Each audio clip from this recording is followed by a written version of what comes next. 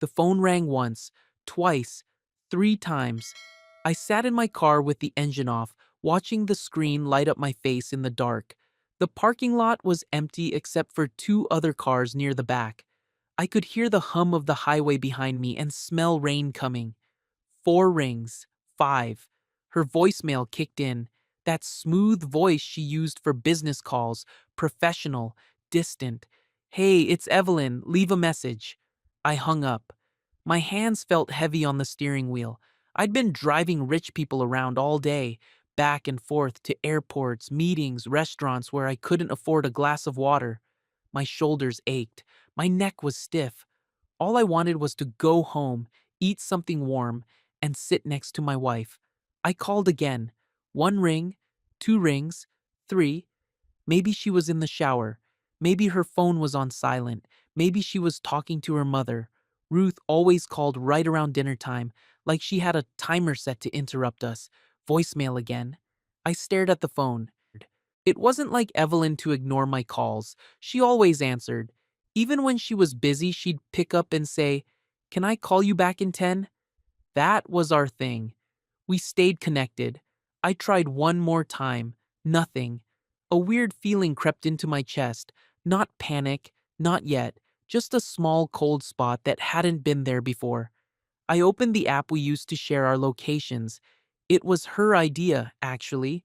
She said it made her feel safe when I was driving late at night. I thought it was sweet. The map loaded. Her blue dot appeared on the screen. She wasn't home. I zoomed in, squinting at the address. It was downtown, near the business district, a part of the city where buildings had doormen and elevators that opened directly into apartments. I frowned. She hadn't mentioned going out tonight. This morning, she'd been in pajamas drinking coffee when I left for work. She'd kissed my cheek and told me to drive safe. Normal. Easy. I checked the time. Almost 8 o'clock. My stomach growled. I'd skipped lunch because a client ran late, and I'd been too busy to grab anything between jobs.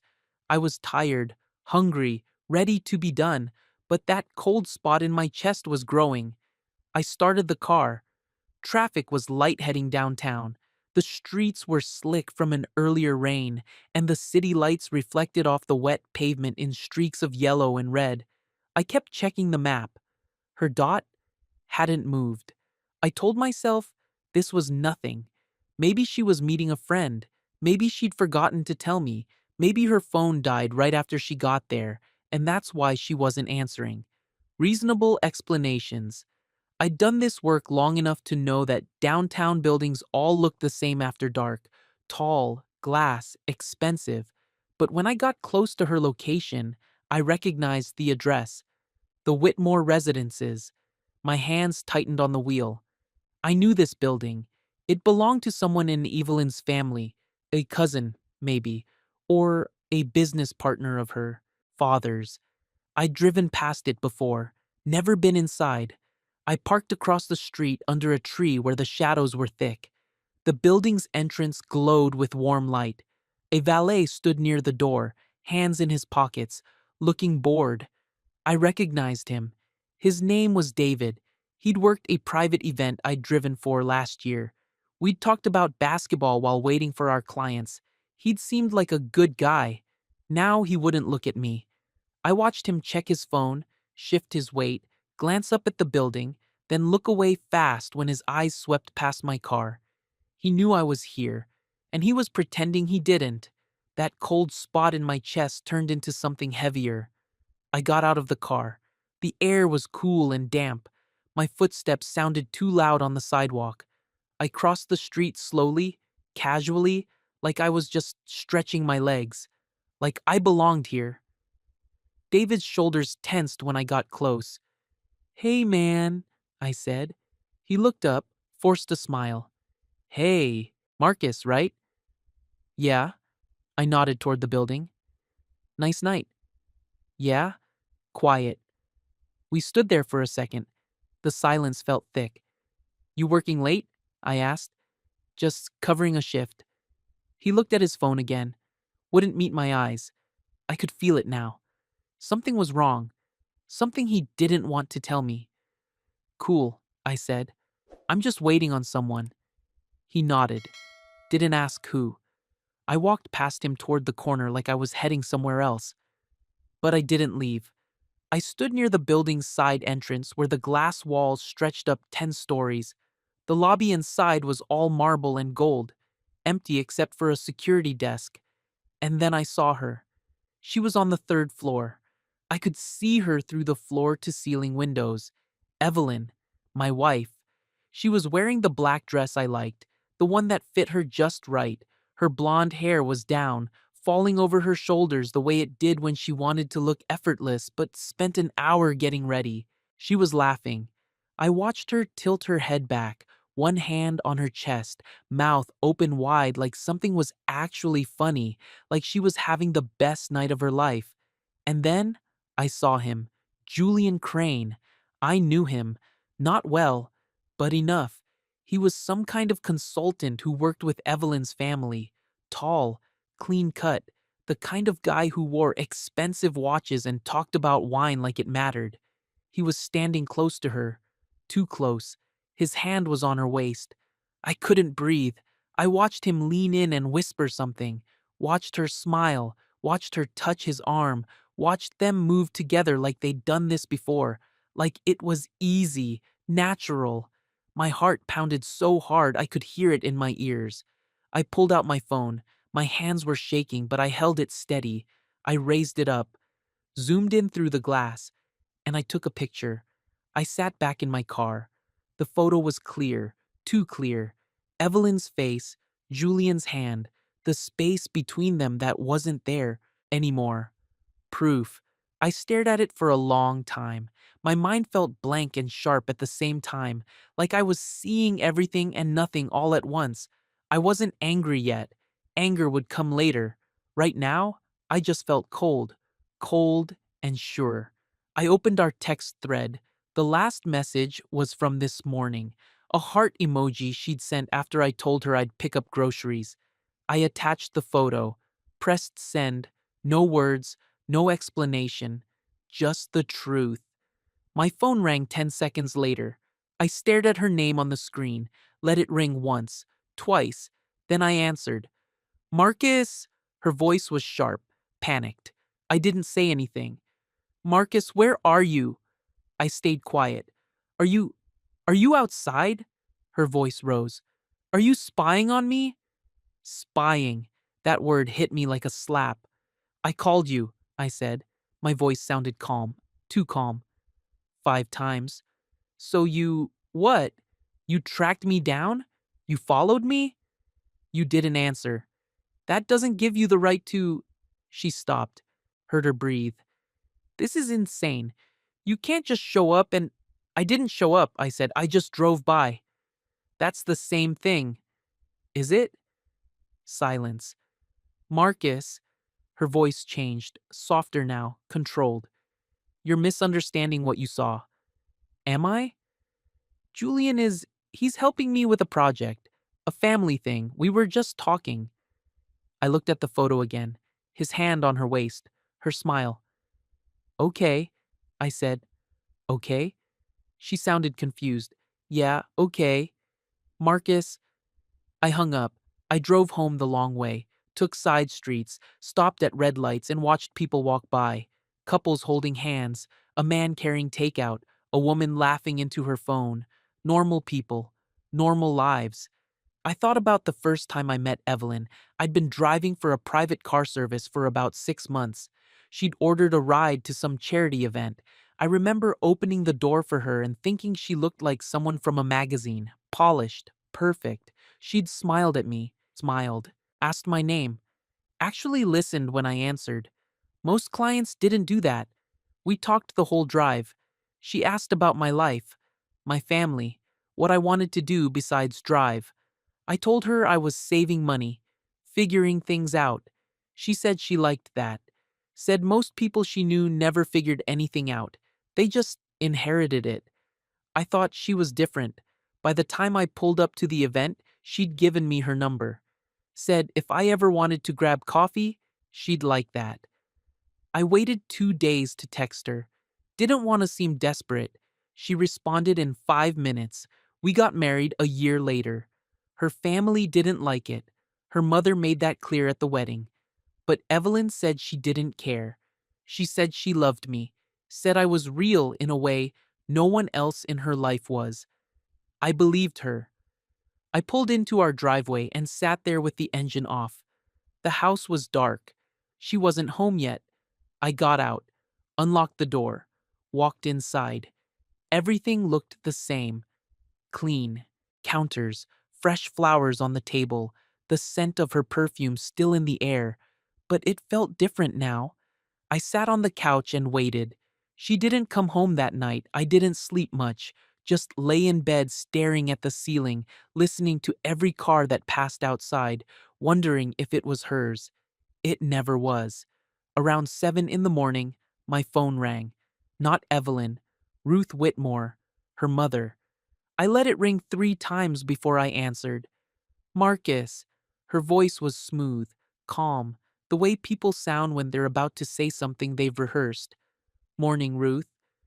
I spoke with Evelyn last night. I didn't respond. She's quite upset. Is she? Yes. A pause. I think there's been a misunderstanding. I sat up in bed, rubbed my eyes. Marcus, you have to understand. My daughter's world is complicated. There are expectations, pressures. Sometimes business requires a certain level of, she searched for the word, intimacy. Intimacy. I felt something twist in my stomach. People in our circle, she continued, we operate differently. What might look improper to you is simply how things are done. Right? I'm not saying this to be unkind. I'm saying it because I think you're a good man. But you come from a different background, and sometimes that makes it hard to see the full picture. I understood what she was really saying. You're not one of us. You don't belong. Marcus, are you listening? Yeah, I said quietly. I hear you. Good, because I'd hate for this to become something bigger than it needs to be. Evelyn cares about you, but she has responsibilities, a legacy to uphold. I'm sure you can appreciate that. I appreciate it, I said. Wonderful. I knew you'd understand. She hung up. I sat there holding the phone, and for the first time since I saw that photo, I felt something other than cold. I felt clear. Evelyn came home that afternoon. I was sitting at the kitchen table when I heard her car pull up. The front door opened. She walked in carrying her purse and a coffee cup from some expensive place downtown. She looked tired. Her makeup was smudged, hair pulled back in a messy bun. She saw me and stopped. Hey, she said. Hey. We looked at each other. She set her purse down on the counter, took a sip of coffee, wouldn't meet my eyes. I'm sorry, she said finally. About last night. I didn't say anything. I shouldn't have yelled at you. That wasn't fair. Okay, she frowned. Can we talk about this? Sure. She pulled out a chair and sat across from me, her hands wrapped around the coffee cup like she needed something to hold on to. Julian and I, she started, we were working. I know how it looked, but it's fine, I said. She blinked. What? It's fine. Marcus, I'm trying to explain. I know. She stared at me, confused, maybe a little scared. Are you mad? I thought about it. No, I said honestly, and I wasn't. Because somewhere between last night and this morning, something inside me had changed. I wasn't angry. I was done. She didn't know what to do with that. Evelyn sat across from me, her coffee getting cold, waiting for me to yell, to accuse her, to demand answers. I didn't.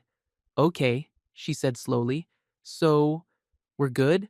Sure. Marcus, she leaned forward. Talk to me. What do you want me to say? I don't know. Something? Anything? Her voice got tight. You're acting weird. I looked at her, really looked at her. The woman I'd married, the woman I'd rearranged my whole life for. She was beautiful. That hadn't changed, but something else had. I'm just tired, I said. Long day yesterday. She studied my face like she was trying to read something written there. After a minute, she sat back. Fine, she said. If you don't want to talk, we won't talk. She stood up, grabbed her purse, walked toward the stairs. Then she stopped. I'm making dinner. Tonight, she said without turning around. Your favorite? Lasagna? Sounds good. She went upstairs. I heard the bedroom door close, the shower turn on. I sat at the table alone, and I realized something. She thought this was over. She thought I'd accepted her explanation, believed her story, moved on. She thought she'd won. But I hadn't said I believed her. I just stopped fighting. And that was different. She made lasagna that night, set the table with the nice plates, lit candles, poured wine.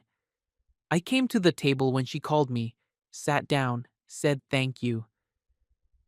This looks great, I said. She smiled, relieved. I know you've been stressed. I thought we could just have a nice evening. I appreciate that. We ate in silence for a while. The food was good. She'd always been a decent cook when she wanted to be, when she had time. How was work? She asked. Fine, busy. Anyone interesting? Not really, just the usual. She nodded, took a sip of wine. I have that fundraiser next week, the one for the children's hospital. Right. You're still coming, right? I cut into my lasagna. If you want me to. Of course I want you to. She reached across the table and touched my hand. You're my husband. Her hand was warm, soft, the same hand I'd held 1,000 times. I looked down at it and felt nothing. I'll be there, I said. She squeezed my hand, smiled. Good. We finished dinner. She talked about her mother's book club and some trip to Napa her cousin was planning. I listened, nodded, made small sounds of agreement. She couldn't tell the difference. When we were done, she started clearing the dishes. Leave them, she said when I stood to help. Go relax. You've had a long week. I went to the living room and turned on the TV, some basketball game I didn't care about. She joined me 20 minutes later, curled up next to me on the couch, rested her head on my shoulder. This is nice, she whispered. Yeah. We sat like that until the game ended, until she yawned and said she was tired, until she kissed my cheek and went upstairs to bed. I stayed on the couch, and I realized something else. She was comfortable again. She thought everything was back to normal. But I'd barely said 10 words all night, and she hadn't even noticed. The next morning, I woke up early. Evelyn was still asleep. I got dressed quietly and left before she woke up. I had 3 jobs scheduled that day. Airport runs mostly. Business travelers who didn't talk much. That was fine. I didn't feel like talking either. Between jobs, I sat in my car and thought about the photo, about Julian's hand on her waist, about her mother's phone call, the way she'd said, people in our circle, like I was standing outside looking in, about Evelyn's explanation, how easy it had been for her to lie. I'd spent 2 years trying to fit into her world, learning which fork to use at fancy dinners, keeping quiet when her family made jokes I didn't understand, smiling when her father asked how the driving business was going, like it was cute that I had a job. I'd told myself it didn't matter, that love was bigger than all that. But maybe I'd been wrong. Maybe it did matter. Maybe it had always mattered. My phone buzzed, a text from Evelyn. Good morning. Miss you already. I stared at it. Then I put my phone away without answering. That afternoon, I picked up a client from a hotel downtown. Older guy, probably 60, gray suit, expensive watch. Airport, he said when he got in. Delta Terminal. Yes, sir. We drove in silence for a while. He was on his phone, typing emails or something. Then he looked up. You married? He asked. I glanced at him in the rearview mirror. Yes, sir. How long? 2 years. He nodded, went back to his phone. A few minutes later, he spoke again. Best advice I ever got about marriage, he said, was from my father. He told me there's only two things that matter: respect and truth. You got those. You got everything. You don't, he shrugged. You got nothing. I didn't know what to say to that. You agree? He asked. Yeah, I said quietly. I do. He nodded again, looked out the window. We didn't talk the rest of the way. When I dropped him off, he tipped me $50, said, "Good luck, son." Like he knew, like he could see it on my face. I got home around 7 that night. Evelyn's car was in the driveway. Lights were on inside. I sat in my car for a minute before going in. When I opened the door, I heard voices. She was on the phone, laughing. I walked into the kitchen. She was leaning against the counter, wine glass in hand, completely relaxed. She saw me and held up one finger. 1 minute. I know, right? She said into the phone. He's so. She laughed again. No, totally. He just doesn't get it. I stood there. She wasn't looking at me. She was in her own world, talking, smiling. Anyway, she said, I have to go. Marcus just got home. The way she said my name, like I was an interruption. Okay, love you too. Bye. She hung up, took a sip of wine. Hey babe, she said. How was your day? Fine. Good. She set her glass down. I'm thinking Chinese for dinner. Too tired to cook. Okay. She pulled out her phone to order. I watched her scroll through the menu, completely comfortable, completely normal. And I thought about what I'd heard. He just doesn't get it. Who was she talking to? What didn't I get? I didn't ask. I just said, I'm gonna take a shower. Okay. Food should be here in 30. I went upstairs, stood under the hot water until my skin turned red, and I made a decision. I wasn't going to ask her questions anymore. I wasn't going to beg for honesty. I was just going to watch and wait. Over the next few days, I started noticing things, small things. The way Evelyn checked her phone constantly and angled it away from me when she typed. The way she took calls in other rooms. The way she dressed up for errands that took 3 hours. I didn't say anything. I just noticed, and I pulled back. Not obviously, not in a way she'd call me out on. I just stopped trying so hard, stopped asking about her day, stopped texting her between jobs, stopped adjusting my schedule to match hers. I became quiet. And the weird thing? She didn't notice at first. For almost a week, she just went about her life. Dinner parties, shopping, meetings, whatever she did during the day while I was working. She was fine. I was the one who felt different, lighter somehow. Like I'd been carrying something heavy and finally set it down. On Saturday, I ran into Nina Alvarez. She managed the estate where Evelyn's family held big events, weddings, fundraisers, that kind of thing. I'd driven there plenty of times. Nina was always professional but warm. She remembered names, asked questions, actually listened to the answers. I saw her at a coffee shop near my apartment. Marcus. She waved me over. Hey, stranger. Hey, Nina. Sit, sit. She gestured to the empty chair. I'm just hiding from my to-do list. I sat. She bought me a coffee without asking. Said it was the least she could do after I'd helped her move some chairs last month at an event. We talked for a bit. Small stuff. Weather. Work. Then she said something that made my stomach drop. How's Evelyn? She asked. I feel like I haven't seen you two together in a while. She's good. Busy. Yeah, I bet. Julian keeps her running all over the place. I looked up. Nina was stirring her coffee, not looking at me. Julian? I said carefully. Crane. He's always at the estate. Meetings, consultations, whatever rich people do. She laughed. I swear he's there more than the actual family sometimes. My throat felt tight. How long has that been going on? She shrugged. I don't know. 6 months? Maybe longer. He and Evelyn. are always holed up in the library or the conservatory. Honestly, I try not to pay attention. Not my business, you know? 6 months, maybe longer.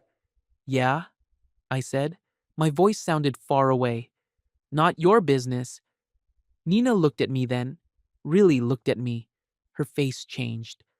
Marcus, she said quietly, are you okay? Fine. Because if I said something I shouldn't have, you didn't. She didn't look convinced. We finished our coffee, talked about nothing. When I left, she hugged me, held on a little longer than usual. Take care of yourself, she said. I nodded, walked to my car, sat behind the wheel and stared at nothing. 6 months. This wasn't new. This wasn't a mistake. This was who she was. That night, I heard her on the phone again. I was in the living room. She was upstairs in the bedroom, door half closed. Her voice drifted down. I wasn't trying to listen, but I heard anyway. I know, she was saying. It's just easier this way. A pause. No, he doesn't suspect anything. He's too. She laughed, soft, mean. He's too simple for that. Simple. I closed my eyes. I mean, he's sweet, she continued, in his own way. But he doesn't understand how things work. He never will. Another pause. I'm not being cruel. I'm being honest. Her voice got defensive. You don't know what it's like. My mother won't stop calling. My father barely speaks to me. And for what? So I can play house with someone who. She stopped. I waited. Forget it, she said. I'll figure it out. I heard her hang up, heard her walk across the room, heard her come down the stairs. When she walked into the living room, I was staring at the TV, some show I wasn't watching. Hey, she said, what are you watching? Nothing, just flipping through. She sat next to me, curled her legs under her. We sat in silence. After a while, she rested her head on my shoulder. Marcus? Yeah. Do you love me? I didn't move. Yeah, I said. She sighed, relaxed. Good. I love you too. She fell asleep there on the couch. I stayed awake, listening to her breathe, thinking about what she'd said. Too simple. He'll never understand. And I realized something that should have broken me, but didn't. I wasn't hurt anymore. I was just done. Sunday morning, I woke up feeling strange. Not bad strange, good strange, clear. I made breakfast for myself. Eggs, toast, coffee. Evelyn was still asleep. I ate slowly, tasted everything, read the news on my phone. When she came downstairs an hour later, I was washing dishes. Morning, she said, yawning. Morning. You didn't wake me for breakfast. Didn't want to bother you. She frowned. You're not a bother. I dried my hands. I'm heading out for a bit. Where? Just a drive. Can I come? I'd rather go alone. She blinked. Oh, okay. I grabbed my keys and left. Drove to the lake on the edge of town. Sat on a bench and watched the water. It was peaceful. No one asking me questions. No one expecting me to be something I wasn't. Just me. For the first time in months, I felt like myself again. I stayed there for 3 hours. When I got home, Evelyn was pacing in the kitchen. Where were you? She asked. The lake. For 3 hours? Yeah. Why didn't you answer my texts? I pulled out my phone, saw 5 messages from her. I'd heard them come through, just didn't check them. Sorry, I said. Wasn't looking at my phone. She stared at me. Are you mad at me? She asked. No. Then what's going on? Nothing. Marcus? I'm tired, Evelyn. I'm going to lie down. I walked past her, went upstairs, closed the bedroom door, and I smiled. Because for the first time since I'd seen that photo, I wasn't reacting to her. I was living my own life, and it scared her. I could tell. The next week, something shifted. Evelyn started trying. She made breakfast, left notes on the counter, texted me throughout the day. Thinking of you. Can't wait to see you tonight. I love you so much. I responded politely. Thanks. See you soon. Love you too. Short, simple. She bought me gifts, a new watch, expensive sneakers I'd mentioned months ago. Just because, she said. I thanked her, put them in the closet. She suggested a weekend trip, some resort up the coast, spa, beach, romance. Sure, I said. She booked it immediately. The whole time, I stayed calm. Didn't pull away, obviously. Didn't push her away. Just stayed neutral. And she started unraveling, not all at once, just little cracks. She'd ask me questions twice because I hadn't really answered the first time. She'd watch me when she thought I wasn't looking. She'd reach for my hand and hesitate, like she wasn't sure I'd take it. I did take it, but I didn't hold on as tight, and she felt it. I know she did, because one night after dinner, she asked me the question I'd been waiting for. Do you still want to be married to me? I looked at her. She was standing by the sink, arms crossed, vulnerable. Why are you asking me that? I said. Because you're different. Different how? I don't know. Distant. Like you're here, but you're not really here. I thought about that. Maybe I am different, I said. Her face fell. Why? I could have said it then. Could have brought up the photo. Julian. Her mother's call. The things I'd overheard. But I didn't. Because the truth was, I didn't need to. She already knew. I don't know, I said. Maybe I'm just tired. Of what? Everything? She stood there, waiting for me to say more. I didn't. After a long silence, she walked out of the room. I heard her go upstairs, heard the bedroom door close, and I stood in the kitchen alone, feeling lighter than I had in years. The fundraiser was on a Thursday night, black tie, downtown hotel, the kind of event where everyone wore designer clothes and talked about charity like it was a hobby. I put on my suit, the one Evelyn had bought me for occasions like this. It fit well, made me look like I belonged. But I didn't. I never had. Evelyn came downstairs wearing a silver dress that probably cost more than I made in a month. Her hair was done, makeup perfect. She looked beautiful. Ready? She asked. Yeah. We drove in silence. Her hands were folded in her lap. She kept glancing at me. You look handsome, she said. Thanks. You look nice too. Nice? She smiled, but it didn't reach her eyes. Just nice? Beautiful, I corrected. You look beautiful. She nodded, looked out the window. We didn't talk the rest of the way. The ballroom was full of people I'd seen before but didn't know. Rich people, connected people, the kind who donated money so their names got printed in programs. Evelyn's mother was near the entrance, holding court with a group of women in pearls. She saw us and waved. Evelyn, darling. Ruth kissed her daughter's cheek, then looked at me. Marcus. Ruth, so glad you could make it.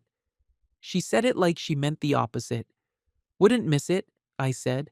Her smile tightened. She turned back to Evelyn. Your father's at the bar. He wants to introduce you to someone. Who? A donor. Very important. Come. She took Evelyn's arm and started walking. Evelyn looked back at me. I'll just be a minute. Take your time. I watched them disappear into the crowd. Then, I walked to the bar and ordered a water. The bartender looked disappointed. I stood near the wall, sipping my water, watching. Groups formed and broke apart. People laughed, shook hands, took photos. I recognized a few faces. Other drivers I'd worked with, staff from various estates. We nodded at each other across the room. An unspoken acknowledgement. We were here, but we weren't part of this. Marcus Reed. I turned. Julian Crane. He was standing there in a dark suit, holding a glass of champagne, smiling like we were old friends. Julian? I said. I didn't expect to see you here. He looked genuinely surprised. Evelyn usually comes to these things solo. Usually. Not tonight, I said. No, I guess not. He took a sip of his drink. How have you been? Good. Still driving? Yeah. He nodded, looked around the room. It's a nice event. Ruth really outdid herself this year. Seems like it. Silence. He shifted his weight, uncomfortable. Good. Well, he said, I should probably go find Evelyn, I said. He stopped, looked at me. Yeah, he said slowly. I need to discuss some business with her. Right. Business. His jaw tightened. We stood there looking at each other, and I saw it. He knew that I knew, and he didn't care. He thought I was too small to do anything about it. Excuse me, he said. He walked away. I finished my water. I found Evelyn 30 minutes later. She was standing in a circle with her parents, Julian, and two other couples I didn't recognize. Everyone was laughing, talking, performing. I walked up quietly. Absolutely brilliant, Ruth was saying. Julian's proposal could change everything. It's really just a framework, Julian said modestly. But yes, the potential is significant. Evelyn touched his arm. Don't be humble. It's genius. They all agreed, nodded, smiled at him. I stood at the edge of the circle.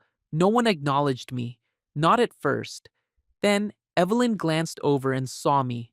Oh, she said, Marcus. There you are. Everyone looked at me. Ruth's smile thinned. Julian raised his glass slightly. The others just stared. We were just discussing Julian's new project, Evelyn said. It's fascinating, isn't it, Marcus? She was testing me. I could feel it, waiting to see if I'd embarrass her. I'm sure it is, I said.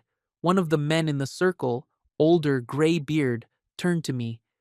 And what do you do, Marcus? He asked. It wasn't a real question. It was a trap. I'm a driver, I said. A driver? He said it like he was tasting the word. How practical. The woman next to him, his wife, probably, smiled. That must be interesting work. It pays the bills, I said. Evelyn's face flushed. She laughed, too loud. Marcus is being modest. He does very well. I'm sure, the woman said, but her tone said she wasn't sure at all. Ruth changed the subject smoothly, started talking about the auction later in the evening. The conversation moved on. I stood there, invisible again. After a few minutes, Evelyn leaned close to me. You could at least try, she whispered. Try what? To fit in. I looked at her. I am trying, I said. She frowned, started to say something. Then I walked away. I went outside. The hotel had a patio area overlooking the city. A few people were out there smoking, talking quietly. I found a spot near the railing and looked at the lights. It was cooler out here, clearer. I heard the door open behind me. Footsteps. You okay? I turned. Nina. She was wearing a black dress, hair pulled back. She looked different than she did at the estate. Softer. Hey, I said. Didn't know you'd be here. I'm working. Event coordinator stuff. She came to stand next to me. You look miserable. That obvious? To me, yeah. She smiled. You're not good at hiding it. I laughed. Couldn't help it. We stood in silence for a moment. Can I say something? She asked. Sure. You deserve better than this. I looked at her. I don't know your whole situation, she continued, but I've seen you at enough events. I've watched how they treat you, how she treats you. She paused. You're a good guy, Marcus. You deserve to be with someone who sees that. My throat felt tight. Thanks, I said quietly. She squeezed my arm. I mean it. The door opened again. A group of people came out laughing. Nina stepped back. I should get back to work. Yeah?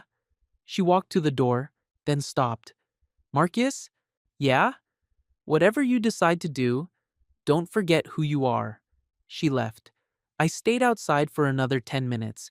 When I went back in, Evelyn was at our table, alone. She looked annoyed. "Where were you?" she asked. "Getting some air. You missed the speeches." "Sorry." She studied my face. "Are you mad at me?" "No." "Then why are you acting like this?"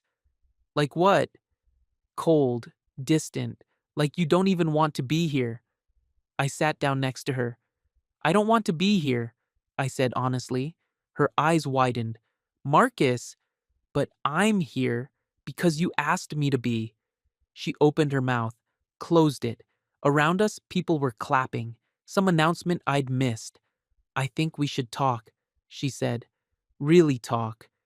"Okay. When we get home." "Sure." She looked like she wanted to say more, but the auction was starting. Everyone's attention turned to the front of the room. I sat through the rest of the event in silence. When it was over, we said goodbye to her parents. Ruth kissed Evelyn's cheek and ignored me completely. We walked to the car. The drive home was quiet, tense. When we got inside, Evelyn threw her purse on the counter. "Okay," she said. "Talk." I took off my jacket, loosened my tie. "About what?" "About why you're being like this." "Like what?" "Stop doing that," she snapped. "Stop answering my questions with questions." I looked at her. "You embarrassed me tonight," she said. "How?" "You barely spoke to anyone. You walked away in the middle of a conversation. You looked miserable the entire time." "I didn't embarrass you, Evelyn. You embarrassed yourself." Her face went red. "Excuse me?" "Marcus is being modest," I said, mimicking her voice from earlier. "He does very well. Like you had to defend me, like I'm some project you're working on." "I was trying to help you." "I didn't ask for help." "Well, you needed it. Do you have any idea how you looked tonight, standing there with nothing to say while everyone else was having actual conversations?" "About what? Julian's genius project? How brilliant he is." She stopped. The room went quiet. "What's that supposed to mean?" she asked. "Nothing." "No, say it. You clearly want to." I could have. Right then, I could have said everything, thrown it all at her. The photo, the affair, her mother's call, the things I'd overheard. But I didn't, because I realized something. She wanted me to fight, wanted me to yell, accuse, break down. That would make this easier for her. She could paint me as jealous, paranoid, unstable. She could be the victim. "I'm tired," I said. "I'm going to bed." "Marcus," I walked upstairs, left her standing in the kitchen, and I heard her, just barely, say one word: "Coward." I didn't sleep that night, just lay in bed, staring at the ceiling, listening to Evelyn move around downstairs. Around 2 in the morning, she came upstairs, got into bed without saying anything, turned away from me. I felt the distance between us like a physical thing, cold and wide. In the morning, she was gone before I woke up. No note, no text, just gone. Over the next few days, things got worse. Not loud worse, quiet worse. Evelyn stopped trying to fix things, stopped making breakfast, stopped asking about my day. We moved around each other like strangers. She'd leave early, come home late. I did the same. We'd pass each other in the hallway and nod. "Hey, hey." That was it. One morning, I came downstairs and found her on the phone in the kitchen. She saw me and her voice changed, got softer. "I have to go," she said. "Yeah, later." She hung up. We looked at each other. "Coffee?" she asked. "I'm good." She poured herself a cup, didn't look at me. "I'm going to my mother's this weekend," she said. "Okay. Just thought you should know." "Thanks for telling me." Silence. "Do you want to come?" she asked. "No." "Okay." She left the room. I stood there, alone, and I felt nothing. That weekend, she left Friday morning, said she'd be back Sunday night. I had the house to myself. It felt bigger, emptier, but also peaceful. I cleaned, did laundry, Cooked a real meal for the first time in weeks. Saturday afternoon, my phone rang. Unknown number. Hello? Marcus Reed? Yeah? This is David from the Whitmore Residences. The valet. I sat up straighter. Hey David, what's up? He was quiet for a second. Look, man, he said, I don't know if I should be calling you, but I thought you should know. My stomach dropped. Know what? Your wife. She's here, at the building. Okay. With Julian Crane. I closed my eyes. They've been here all weekend, he continued. I felt bad. That night you came by, I should have said something then, but it's not my place, you know? I know. I'm sorry, man. Don't be. Thanks for telling me. You gonna be okay? Yeah. We hung up. I sat on the couch, stared at the wall, and I started laughing. Not because it was funny, because it was over. She came home Sunday night like nothing happened, walked in with her overnight bag, smiled when she saw me. Hey, she said. How was your weekend? Good. Quiet. Mine was exhausting. My mother is so dramatic. She set her bag down. I'm starving. Did you eat? Yeah. I'm going to order something. She pulled out her phone. I watched her scroll through menus, completely comfortable, completely casual. How's your mom? I asked. She's fine. You know how she is. Always has some crisis. Right. She ordered Thai food. We ate at the table. She talked about her weekend, her mother's friends, some drama with her cousin. I listened, nodded in the right places, and I thought about what David had told me. All weekend. She'd been with him all weekend, and now she was sitting here, lying to my face, without hesitation. Marcus? I looked up. You okay? She asked. You're being quiet. Just tired. You're always tired lately. Yeah, she frowned. Maybe you should see a doctor. Get your levels checked or something. Maybe. We finished eating. She went upstairs to shower. I stayed at the table, and I made my decision. The next morning, I called my Uncle Caleb.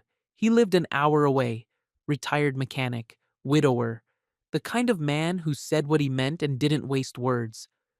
Marcus, he said when he answered. This is a surprise. Hey, Uncle Caleb, you busy? Never too busy for you. What's going on? Can I come by? Now? Yeah. He paused. Everything okay? Not really. Come on over. His house was small, clean, pictures of my aunt on every wall. He made coffee and we sat at his kitchen table. Talk, he said. So I did. I told him everything. The ignored calls, the photo, Julian, her mother, the lies, the distance, all of it. He listened without interrupting. When I finished, he was quiet for a long time. Then, he said, What do you want to do? I don't know. Yes, you do. I looked at him. You want to leave, he said, but you're scared. I'm not scared. Then what? I thought about it. I just, I gave up a lot for her, changed my whole life. And if I leave now, you'll feel like you wasted 2 years. Yeah. He nodded, sipped his coffee. Let me tell you something, he said. Your aunt and I, we were married 42 years. Best 42 years of my life. You know why? Why? Because she respected me, and I respected her.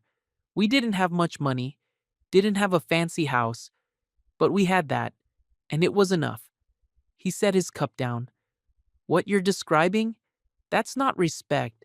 That's not love. That's just existing next to someone. My throat felt tight. You're a good man, Marcus. You deserve better than this. He leaned forward. Don't beg. Don't fight. Don't try to make her see your worth. Just walk away, with your head up. What if I'm wrong? What if... What? I'm misunderstanding. You're not. But... Marcus, his voice was firm. You're not wrong. And deep down, you know you're not. You just don't want to accept it yet. I sat back. He was right. I did know. I'd known since the night I took that photo, maybe even before. So, what do? I asked. You leave. Quietly, with dignity. Just like that? Just like that. I drove home that afternoon feeling lighter and heavier at the same time. Lighter because I knew what I had to do. Heavier because doing it meant accepting that everything I'd built was gone. But it was gone anyway. It had been gone for a while. I just hadn't wanted to see it. I didn't leave that night or the next day. I just started detaching, piece by piece, small things first. I stopped keeping my schedule open for her. When she asked if I was free Friday, I said I had plans, didn't explain what they were. I stopped waiting up when she came home late, just went to bed. I stopped asking questions, stopped caring about the answers, and the strangest thing happened. She noticed. It was a Tuesday morning. I was getting ready for work. Evelyn came into the bathroom while I was shaving. We need to talk, she said. About what? About us. I rinsed my razor. Okay. You've been different for weeks now, and I don't know what's going on, but it needs to stop. I looked at her in the mirror. She was wearing one of my t-shirts, hair messy, no makeup. She looked young like this, vulnerable. For a second, I remembered why I'd fallen in love with her. Then, I remembered everything else. What needs to stop? I asked. This, whatever you're doing, this silent treatment. I'm not giving you the silent treatment. Then what do you call it? Living my life. She crossed her arms. What's that supposed to mean? I turned to face her. It means I'm done adjusting everything for you. Done waiting around. Done pretending. Pretending what? That we're okay. Her face went pale. Marcus, we're not okay, Evelyn. We haven't been for a while. So fix it, she said. Her voice cracked. Talk to me. Tell me what's wrong. We can work through this. Can we? Yes. I wanted to believe her. Part of me, some small, stupid part, still wanted to believe her, but I couldn't. I have to go to work, I said. Marcus, please. I walked past her, grabbed my keys, left. She called me 6 times that day. I didn't answer. She texted, please talk to me. I don't understand what's happening. I love you. I read them. Didn't respond. Around noon, my phone rang again. Different number. Ruth. I almost didn't answer, but I did. Marcus. Her voice was sharp, cold. What are you doing to my daughter? Excuse me? She called me this morning, in tears, said you won't talk to her, that you're shutting her out. I pulled into a parking lot, put the car in park. With all due respect, Ruth, this is between me and Evelyn. No, it's not. When you married her, you married into this family. That comes with responsibilities. Like what? Accepting that she's sleeping with someone else? Silence. For a long moment, neither of us said anything. Then Ruth's voice came back, quieter but harder. You have no proof of that. I have a photo. Of what? Evelyn talking to a colleague? That's hardly. Of Julian's hand on her waist, of them alone together, of her lying to me about it. You're being paranoid. Am I? Yes. And you're hurting her with these baseless accusations. I laughed. Couldn't help it. This is amazing, I said. You called me to defend her, not to ask if it's true, not to hear my side, just to defend her. Because I know my daughter. Do you? Better than you ever will. Then you know she's been lying to me. You know she's been with Julian, and you don't care, because he's one of you, and I'm not. Another silence. Marcus, she said slowly, I'm going to say this once. If you leave my daughter, you will regret it. She has resources, connections. She can make your life very difficult. Is that a threat? It's a reality. Good to know. I hung up, sat in my car breathing hard. My hands were shaking, not from fear, from rage, but also from clarity, because Ruth had just confirmed everything I needed to know. They didn't care that Evelyn had betrayed me. They cared that I wasn't accepting it quietly. That night, Evelyn tried again. I came home late. She was waiting in the living room.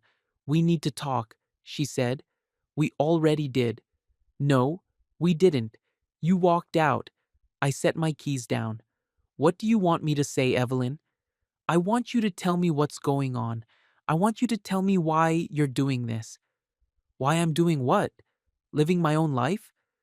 Why you're pulling away from me?" I looked at her, really looked at her. She was crying, actual tears, and I felt nothing. "Do you love me?" she asked. I did. "Did?" Her voice broke. "Past tense?"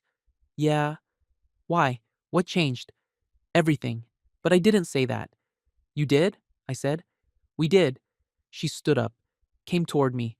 "Marcus, please, tell me what I did wrong. Tell me how to fix this." "You can't." "Yes, I can. Whatever it is, I can fix it. I love you." "Do you?" "Yes." "Then tell me the truth." She froze. "Tell me about Julian," I said. Her face changed, just for a second, a flicker of panic. Then it was gone. "There's nothing to tell." "Liar, Marcus. You've been sleeping with him for months, maybe longer." "That's not true." "Yes, it is." "Who told you that?" "Does it matter?" "Yes, it matters, because whoever it was, they're lying." I pulled out my phone, opened my photos, found the one from that first night, the one I'd sent her, the one she'd tried to explain away. I held it up. "This," I said, "this is what told me." She stared at the screen. "That's nothing," she said. "We were just talking." "With his hand on your waist?" "It was a friendly gesture." "At a private penthouse? At night? While you ignored my calls?" I didn't. "Stop." My voice was calm, flat. "Just stop." She opened her mouth, closed it. "I know," I said. "I've known for weeks, and I've been waiting, waiting for you to tell me the truth, to show me even a little bit of honesty. But you can't, because you don't respect me enough." "That's not true." "Then tell me the truth, right now. No lies, no excuses, just the truth." She looked at me, and I saw it. The calculation. She was weighing her options, trying to figure out what to say. What would work? What would make this go away? "I can't do this," I said. "Marcus, I'm done, Evelyn." "Done with what?" "This, us, all of it." Her face crumpled. "You don't mean that." "I do." "No." She shook her head. "No, you're just angry. You're upset. But we can work through this. We can go to therapy. We can—" "I don't want to." She stared at me. "I don't love you anymore," I said. The words came out easier than I expected, because they were true. "You don't mean that," she whispered. "I do." "Marcus, please, I'm leaving." "Where are you going?" "I don't know, but I can't stay here." I walked upstairs, grabbed a bag, started packing. She followed me. "This is insane," she said. "You're throwing away our marriage over nothing?" "It's not nothing." "It is. Julian and I are colleagues, that's all. You're making this into something it's not." I kept packing. "My mother was right," she said. Her voice got hard. "You're being paranoid, jealous. This is all in your head." "Okay." "Stop saying that. Stop acting like you don't care." "I don't." "You're lying." "No, you are." She grabbed my arm. "Don't do this," she said. "Please, I'm begging you. Don't leave me." I looked down at her hand on my arm, then at her face. She was crying, really crying, and I felt nothing. "I'm sorry," I said, "but I'm done." I pulled away, finished packing, zipped the bag. "Marcus!" Her voice was desperate now. "If you leave, that's it. I won't take you back." "Okay." "I mean it. I believe you. You'll regret this." "Maybe."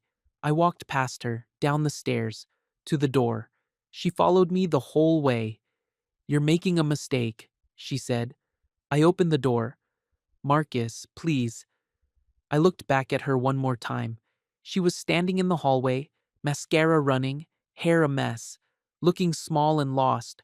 Part of me wanted to stay, the part that remembered who she used to be, who I thought she was, but that person was gone. Maybe she'd never existed. "Goodbye, Evelyn," I said. I left. I drove to a hotel near the airport. Cheap, clean, quiet, checked in, went to my room, sat on the bed and stared at the wall. My phone started ringing. "Evelyn?" I didn't answer. She called again and again. Sent text. "Please come home. We need to talk. I'm sorry. I love you. Please." I turned my phone off, lay back on the bed, and for the first time in months, I slept. Really slept, deep and dreamless. The next morning, I woke up early, turned my phone on. 23 missed calls, 15 texts. I scrolled through them. Most were from Evelyn, a few from Ruth, one from a number I didn't recognize. I opened it. "This is Julian. We should talk." I deleted it. Then I called my Uncle Caleb. "Hey," I said when he answered. "Marcus, how you doing?" I left her. Silence. "Good," he said finally. "Where are you?" "Hotel. Come stay with me." "I don't want to be a burden." "You're not. Come on over. I'll make breakfast." I spent the next 2 weeks at my uncle's house. He didn't ask many questions, just gave me space, let me sleep, eat, breathe. I worked during the day, came back at night. We'd watch TV or sit in silence. It was peaceful. My phone kept ringing. Evelyn called every day, sometimes multiple times. I didn't answer. She left. Voicemails. Long ones at first, crying, begging, explaining, then shorter, angrier, then nothing. Ruth called a few times too, left cold, clipped messages about resolving this situation. I didn't respond to those either. One night, about 3 weeks after I left, I got a call from Nina. "Hey," she said, "I heard what happened. News travels fast." "In that world?" "Always." She paused. "How are you?" "Okay." "Really?" "Yeah, really."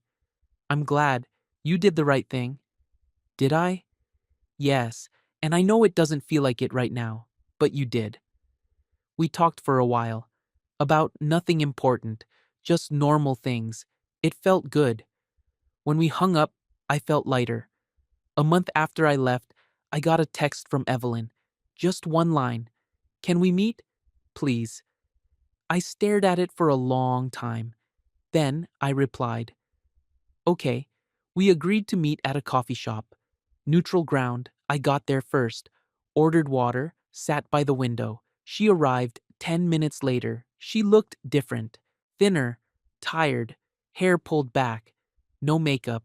She saw me and stopped. For a second, neither of us moved. Then she came over, sat down across from me. "Hi," she said. "Hi." Silence. She had a coffee cup in her hands, wasn't drinking it, just holding it. "Thank you for meeting me," she said finally. "Sure. How have you been?" "Fine. You look good." "Thanks." More silence. She took a breath.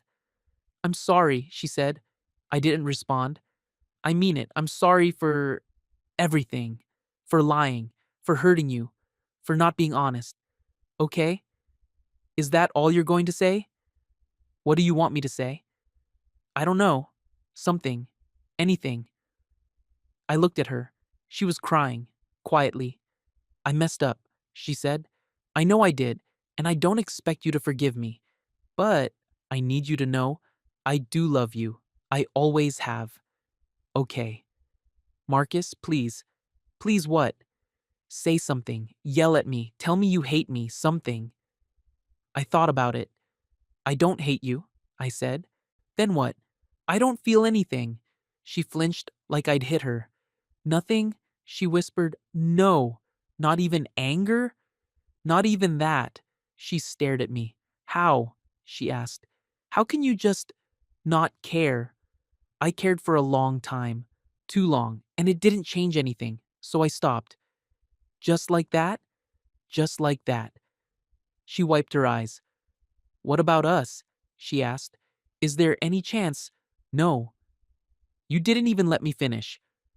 I didn't need to. So that's it? We're just done? Yeah. She looked down at her coffee. Julian and I aren't together, she said quietly, in case you were wondering. I wasn't. He's gone, out of my life, completely. Good for you. I ended it. Because of you. Because I realized, Evelyn, I leaned forward. It doesn't matter. What? It doesn't matter if you ended it, or why. It doesn't change anything. But we're done. Not because of Julian, because of you, because of how you treated me, how you lied, how you made me feel small. Her face crumpled. I didn't mean to, but you did. Silence. I wish I could take it back, she said. You can't. I know. We sat there. After a while, she stood up. I guess that's it then, she said. Yeah. She picked up her coffee. Still hadn't drunk any of it. For what it's worth, she said, you deserved better. You always did. I know. She nodded, smiled sadly, then she left. I watched her walk to her car, get in, drive away, and I felt nothing. No sadness, no anger, no regret, just peace. 6 months later, I moved into my own apartment. Small, affordable, mine. I kept driving, picked up more clients, started making decent money. Some mornings, I'd stop at the same coffee shop where Evelyn and I had our last conversation, order water, sit by the window, watch people. One morning, I saw her. She was across the street, walking with her mother, shopping bags in hand. She didn't see me. I watched her laugh at something, Ruth said. Watched her check her phone. Watched her get into a car that wasn't hers. She looked fine, happy even, and I felt nothing. Not relief, not satisfaction, not even curiosity, just nothing. I finished my water, stood up, left, and as I walked to my car, I realized something. I'd won, not by destroying her, not by getting revenge, not by making her pay, but by leaving, by choosing myself, by walking away with my dignity intact, and that was enough. That afternoon, I got a text from Nina. Hey, wanna grab dinner sometime? I looked at it for a second, then I smiled. Yeah, I'd like that. Some days I still thought about Evelyn, about what we had, what we could have been. But mostly, I thought about who I was now, stronger, clearer, free. I'd learned something those last few months. Dignity doesn't shout, it doesn't demand, it doesn't beg, it just leaves, quietly. And that silence, that calm, deliberate silence, was louder than anything could have said. Some mornings when I parked outside that coffee shop, I wondered if Evelyn ever drove by, if she ever saw my car, if she ever wondered. I hoped she did, not because I wanted her to hurt, but because I wanted her to know I was still here, still standing, still whole, without her, and I always would be. The end.